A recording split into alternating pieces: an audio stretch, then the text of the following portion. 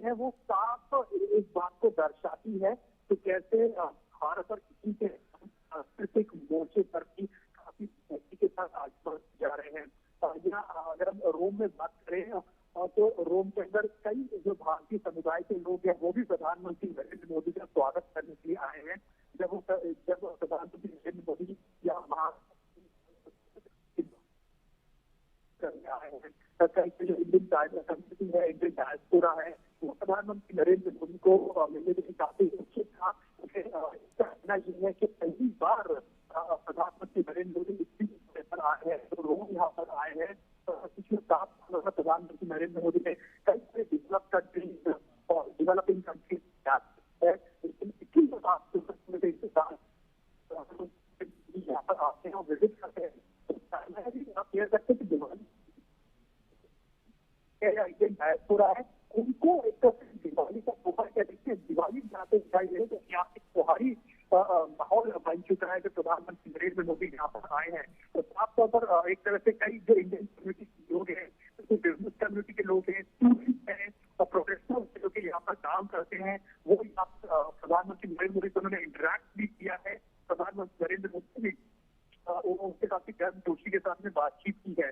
तो जाहिर सी बात है प्रधानमंत्री नरेंद्र मोदी ने यहाँ पर महात्मा गांधी की जो प्रतिमा है वहाँ पर श्रद्धा सुमन अर्पित किए और जो इंडियन कम्युनिटी है उनसे इंटरेक्ट किया है। तो जो बिजनेस कम्युनिटी है काफी ज्यादा एक्साइटेड थी और जैसे मेरी उनसे बातचीत हुई तो उनका साफ तौर पर यह कहना था कि प्रधानमंत्री नरेंद्र मोदी जो रिफॉर्म्स लिए हैं पिछले 7 साल के अंदर, चाहे PLI इनिशिएटिव को एक्सपैंड करना हो या फिर आप मेक इन इंडिया कैंपेन की बात कर लीजिए, आत्मनिर्भर भारत अभियान की बात कर लीजिए, ये भारत का डंका कहीं ना कहीं बजाते हैं। और यहाँ इसी में रहने वाले भारतीय समुदाय के लोगों का साफ कहना है कि वो अपने आप को एक तरह से एम्बेसडर मानते हैं और प्रधानमंत्री नरेंद्र मोदी भी उन लोगों को एम्बेसडर कहते हैं, कैसे वो भारत की छवि को रिप्रेजेंट करते हैं ग्लोबल लेवल के ऊपर।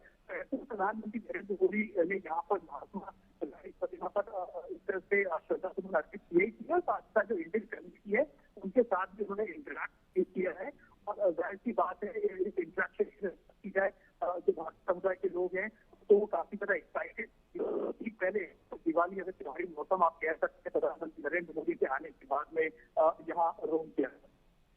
और साथ ही अरुण, जब हम कहते हैं और प्रधानमंत्री ने भी कई बार कहा है कि हमारे जो भारतवंशी हैं जो कि विदेशों में रहते हैं, अलग अलग मुल्कों में रहते हैं, वो कहीं ना कहीं कल्चरल एम्बेसडर हैं भारत के।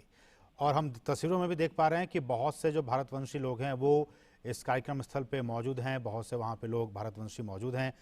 कैसे देखा जाए भारत के लोग जब बाहर में होते हैं, किस तरह से वो वहाँ भी भारतीयता को, भारतीय संस्कृति को, अपनी पहचान को बनाए रखे हैं और शांति और अमन का जो पैगाम है महात्मा गांधी के जरिए वो देने की कोशिश करते हैं।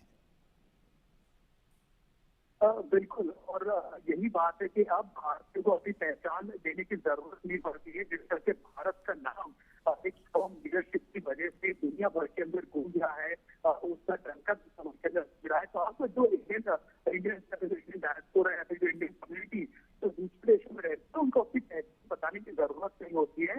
और उनका कहना साफ तौर पर है कि उनका सीना चौड़ा हो जाता है जब वो अपना पहचान लोगों को बताते हैं कि भारत की तरफ हम लोग देखते हैं भारत की तरफ होती है। तो इंडियन कम्युनिटी प्राइमरीली जो दूसरे देशों के अंदर रहती है, अगर हम रोम की बात करें तो रोम में जो भारतीय है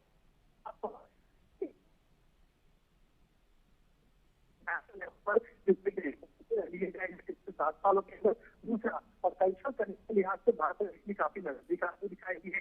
हम पीपल कनेक्ट को बढ़ाने की दिशा के कई सारे डेस्टिनेशन और भारत में डेस्टिनेशन वहाँ पर फ्लाइट सुविधा दी गई है। ये कई सारे को कर रहा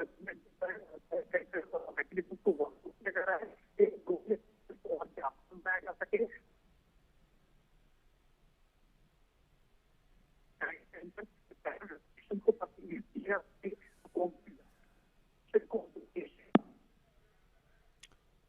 बिल्कुल अरुण, तो अरुण हमें हमारे सहयोगी बता रहे हैं किस तरह से प्रधानमंत्री नरेंद्र मोदी ये न्यू रोम जगह है जहां प्रधानमंत्री पहुंचे हैं और राष्ट्रपिता महात्मा गांधी को प्रधानमंत्री अपनी श्रद्धांजलि अर्पित कर रहे हैं। तस्वीर में आप देख सकते हैं वहां पे तमाम जो इंडियन डायस्पोरा वो भी मौजूद है।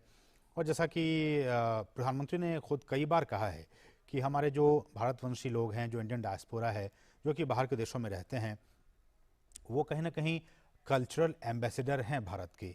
वो भारत की संस्कृति और यहाँ की जो एक महात्म्य, जो इम्पोर्टेंस रहा है यहाँ के कल्चर का, उसको वहाँ पे फैलाने का और उसको वहाँ के लोगों को बताने का काम करते रहे हैं। ये कनेक्ट है, चाहे वो कहीं भी रहें, भारत के साथ उनका संबंध रहा है। वो भारतीयता को अपने साथ आत्मसात लेकर चलते हैं। और इन तस्वीरों में आप देख सकते हैं प्रधानमंत्री नरेंद्र मोदी राष्ट्रपिता महात्मा गांधी की मूर्ति पर अपनी श्रद्धा सुमन अर्पित करते हुए, श्रद्धांजलि अर्पित करते हुए। और ये पियाजा गांधी लोग कहते हैं, ये न्यू रोम की जगह है।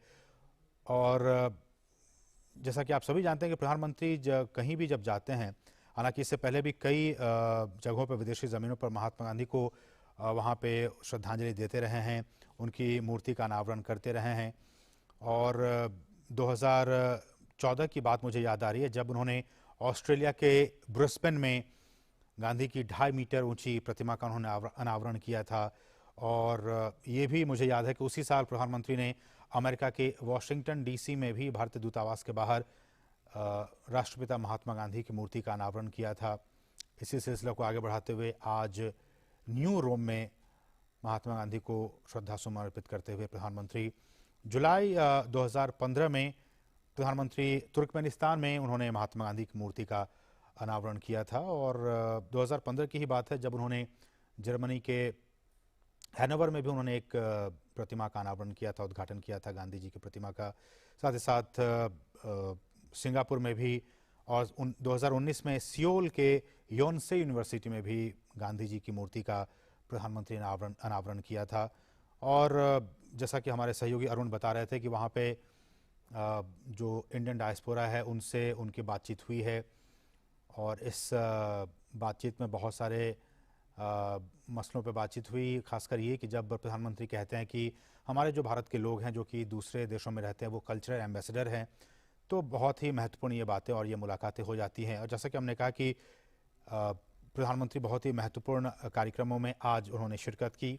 इस कार्यक्रम से ठीक पहले वो यूरोपीय संघ के बड़े नेताओं के साथ प्रधानमंत्री की आज मुलाकात हुई, जिसमें जो चार्ल्स मिशेल और उर्सुला वॉन डेर लेयन है उनके साथ उनकी आज बायलैटरल मुलाकातें हुई है, बातचीत हुई हैं। बहुत ही महत्वपूर्ण इटली का ये दौरा, इटली के प्रधानमंत्री के निमंत्रण पर प्रधानमंत्री नरेंद्र मोदी इटली पहुंचे हुए हैं। G20 शिखर सम्मेलन में वो शामिल होने के लिए इटली पहुंचे हुए हैं। इटली की राजधानी रोम में इस वक्त प्रधानमंत्री मौजूद हैं और अब से कुछ देर पहले उन्होंने यूरोपीय संघ के वरिष्ठ नेताओं के साथ बैठक की है। ये बैठक बहुत ही महत्वपूर्ण कही जा रही है। इसमें बहुत सारे अहम मसलों पर बातचीत हुई है। इस पृथ्वी को, इस प्लैनेट को और भी कैसे बेहतर बनाया जाए, इस मकसद से आर्थिक संबंध और लोगों के बीच जो परस्पर रिश्ते हैं उसको और भी कैसे मजबूत बनाया जाए, इन तमाम मसलों पर प्रधानमंत्री की बातचीत हुई है यूरोपीय संघ के नेताओं के साथ। प्रधानमंत्री 2 दिवसीय सम्मेलन में हिस्सा लेने के लिए इटली पहुंचे हुए हैं, G20 शिखर सम्मेलन में। और इस सम्मेलन से इतर भी कई द्विपक्षीय मुलाकातें, वार्ता होने का कार्यक्रम है। और इसी कड़ी में आज अब से कुछ देर पहले प्रधानमंत्री का यूरोपीय संघ के नेताओं के साथ मुलाकातें हुई हैं, बातचीत हुई है। खासकर ये जो शिखर सम्मेलन है G20 का, उसमें कोरोना वायरस महामारी से प्रभावित जो इस वक्त वैश्विक अर्थव्यवस्था है उसको कैसे पटरी पर लाया जाए, खासकर स्वास्थ्य क्षेत्र की बात की जाए, ट्रेड या इन्वेस्टमेंट की बात की जाए, शिक्षा की बात की जाए, सतत विकास की बात की जाए, जलवायु परिवर्तन की बात की जाए, इन तमाम मसलों पर कहीं ना कहीं G20 में बातचीत होगी। ये बहुत ही महत्वपूर्ण ये मुद्दे हैं, इश्यूज हैं जिस पर की बातचीत होने की उम्मीद की जा रही है। क्लाइमेट जस्टिस एक बहुत बड़ा मुद्दा है और जब प्रधानमंत्री COP26 में शामिल होने के लिए ग्लासगो जाएंगे, ग्लासगो में भी प्रधानमंत्री इस महत्वपूर्ण मसले पर बातचीत कर सकते हैं। भारत का हमेशा से इस मुद्दे पर है कि भारत क्लाइमेट जस्टिस को लेकर हमेशा से ही मुखरता से अपनी आवाज़ बुलंद करता आ रहा है कि कहीं ना कहीं जो इंडस्ट्रियल रिवॉल्यूशन के बाद से उसके जो साइड इफ़ेक्ट्स हैं वो अब कहीं ना कहीं वैसे मुल्क झेल रहे हैं जो कि विकासशील हैं और विकसित होने की दिशा में आगे बढ़ रहे हैं। प्रधानमंत्री का हमेशा से ये जोर रहा है कि उन देशों के साथ जस्टिस हो, उनके साथ न्याय हो और कहीं ना कहीं जो एक क्लाइमेट इमरजेंसी फंड की बात की जा रही थी कि उस फंड के जरिए उन तमाम विकासशील और अल्प विकसित जो देश हैं उनको उस तरीके से फंड दिया जाए, उनकी मदद की जाए, इस पर कहीं ना कहीं जोर रहा है। तो इस कार्यक्रम के बाद अभी वो चूंकि इटली की राजधानी रोम में है, रोम में उनका आज का ये कार्यक्रम इस वक्त चल रहा है और उसके बाद फिर वो कल G20 शिखर सम्मेलन में हिस्सा लेंगे और उसके बाद फिर वो ग्लासगो जाएंगे और ग्लासगो में COP26 जो जलवायु परिवर्तन सम्मेलन है उसमें वो शामिल होंगे। तो बहुत ही महत्वपूर्ण ये दौरा प्रधानमंत्री का रहने वाला है और ये तस्वीरें आप देख रहे हैं न्यू रोम से, जहां प्रधानमंत्री नरेंद्र मोदी अब से कुछ ही देर पहले गांधी मूर्ति पर उन्होंने पुष्पांजलि अर्पित की, अपने श्रद्धा सुमन अर्पित किए। और जैसा कि हमारे सहयोगी कह रहे थे अरुण शर्मा कि उन्होंने वहाँ जो मौजूद भारतवंशी लोग हैं, जो इंडियन डायस्पोरा है, वहाँ के लोगों के साथ उनकी बातचीत हुई है। कल्चरल एम्बेसडर वो हमारे, और आप देख सकते हैं उन छोटे छोटे बच्चों को भी देख सकते हैं जो अपने हाथों में तिरंगा झंडा ले लिए हुए हैं। प्रधानमंत्री नरेंद्र मोदी न्यू रोम में गांधी की प्रतिमा का उन्होंने वहाँ पे पुष्पांजलि अर्पित की। और इस कार्यक्रम से पहले जैसा कि हमने कहा कि यूरोपीय संघ के जो कई अहम नेता हैं उनके साथ उनकी मुलाकातें हुई हैं, बातचीत हुई हैं। यूरोपीय कमीशन की अध्यक्ष उर्सुला वॉन डेर लेयन भी उस मुलाकात में उनके साथ बातचीत हुई है, मुलाकात प्रधानमंत्री की उनके साथ हुई है। साथ ही साथ यूरोपीय काउंसिल के जो अध्यक्ष हैं चार्ल्स मिशेल, उनके साथ और यूरोपीय कमीशन के अध्यक्ष के साथ उनकी मुलाकात और बातचीत हुई है। और इस शिखर सम्मेलन में हिस्सा लेने के लिए रोम पहुंचने के बाद उनकी ये जो मुलाकात हुई अब से थोड़ी देर पहले, ये कहा जाए तो ये उनकी पहली आधिकारिक ये मुलाकातें हुई, बैठक हुई हैं। और इस बैठक में जैसा कि हमने कहा कि कोरोना महामारी चूंकि इस वक्त पूरे विश्व में व्याप्त है, इससे कैसे निपटा जाए, न सिर्फ विकासशील देश बल्कि जो अल्प विकसित जो लीस्ट डेवलप्ड कंट्रीज़ हैं वो कैसे इससे पार पाएँ, डेवलपिंग कंट्रीज इससे कैसे पार पाएँ, और जो एक रोल है डेवलप्ड कंट्रीज़ का वो कैसे अपने उस रोल को प्ले करे, ये बहुत ज़्यादा महत्वपूर्ण हो जाती हैं ये सारी चीज़ें। प्रधानमंत्री वैश्विक अर्थव्यवस्था जो ग्लोबल इकॉनमी है, ग्लोबल हेल्थ है, इस पर भी जैसा कि हमारे सहयोगी अरुण शर्मा खुद भी बता रहे थे कि इस पर भी बातचीत हुई है कि किस तरह से पूरे वैश्विक स्तर पर ग्लोबल जो इकॉनमी है उसको कैसे रिवाइव किया जाए, उसको कैसे पटरी पर लाया जाए, इसको लेकर भारत और यूरोपीय संघ के बीच में बातचीत हुई है। चूँकि हम जानते हैं कि भारत का यूरोपीय देशों के साथ बहुत ही अच्छे संबंध हैं।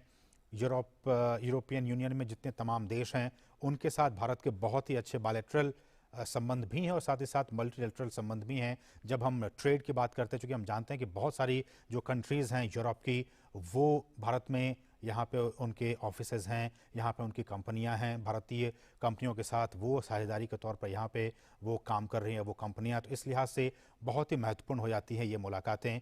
और ट्रेड और इन्वेस्टमेंट की जब बात आती है, चूँकि इस वक्त ग्लोबल इकॉनमी उसमें स्लो पेस में है, उसको कैसे रिवाइव किया जाए, उसको कैसे पटरी पर लाया जाए, इसको लेकर कहीं ना कहीं बातचीत हुई है यूरोपियन यूनियन के नेताओं के साथ प्रधानमंत्री की। साथ ही साथ जब ग्लोबल हेल्थ की बात आती है, एक विकसित मुल्क होने के नाते और साथ ही साथ विकासशील मुल्क होने के नाते अमेरिका, तमाम जो विकसित देश हैं वो, और भारत जैसे और भी जो विकासशील देश हैं वो अपनी जिम्मेदारियों को कैसे निर्वहन करें और किस तरह से वैक्सीन निर्माण के क्षेत्र में आगे बढ़ें, उन देशों को वैक्सीन की निर्यात की जाए जहां पे इसकी ज़रूरत है, फ्री में दिए जाएं, मानवता के लिए दिए जाएं, इस बात को लेकर भी चर्चाएं हुई हैं। और आने वाले दिनों में चूंकि 100 वर्षों के अंतराल के बाद इस तरह की कोई भयंकर महामारी आई है जिसका कि सामना आज पूरा विश्व कर रहा है, तो इस महामारी से कैसे पूरा विश्व निपटे, तमाम जो देश है वो कैसे निपटें, ग्लोबल हेल्थ की दिशा में भारत कैसे आगे बढ़ सकता है, किस तरह से वो एक ग्लोबल लीडर का रोल प्ले कर सकता है, इस बात की कहीं ना कहीं जानकारी और इस बात की कहीं ना कहीं जोर प्रधानमंत्री ने अपने इस विजिट में दिया है जब उनकी मुलाकात और बातें हुई हैं आज यूरोपीय संघ के नेताओं के साथ। और उनका इटली के प्रधानमंत्री के साथ भी मिलने का कार्यक्रम है, चूंकि इटली के प्रधानमंत्री के निमंत्रण पे ही प्रधानमंत्री वहाँ पे पहुँचे हुए हैं G20 शिखर सम्मेलन में, तो ये काफ़ी महत्वपूर्ण हो जाती है ये सारी बातें। इसके बाद क्लाइमेट चेंज की बात हमने की, आतंकवाद को लेकर चूँकि हम जानते हैं कि यूरोप के कई देश आतंकवाद का दंश झेल चुके हैं, भारत भी झेलता आ रहा है, इसलिए भी प्रधानमंत्री ने कई बार कई मंचों से कहा है कि आतंकवाद को लेकर हमें एक निश्चित परिभाषा जो डेफिनेशन है उसको लेकर हमें आगे बढ़ना चाहिए, क्योंकि अभी बहुत सारे मुल्कों में विकसित देशों की अलग राय है, उनकी अलग परिभाषा, उनके अलग डेफिनेशन वो सोचते हैं। भारत की अलग दृष्टिकोण है आतंकवाद को लेकर। जब तक कि एक राय, एक मत आतंकवाद को लेकर नहीं बन जाता, तब तक इस आतंकवाद से मुकाबला करना मुश्किल है। भारत ने कई बार कई मंचों पे, यूएन जैसे महामंच पे भी प्रधानमंत्री ने इस बात को दोहराया है कि आतंकवाद एक बहुत बड़ा मसला है, इसको हम सभी को सोचना चाहिए, इसे कैसे टैकल करना चाहिए, इस पर विचार करना चाहिए। तो ये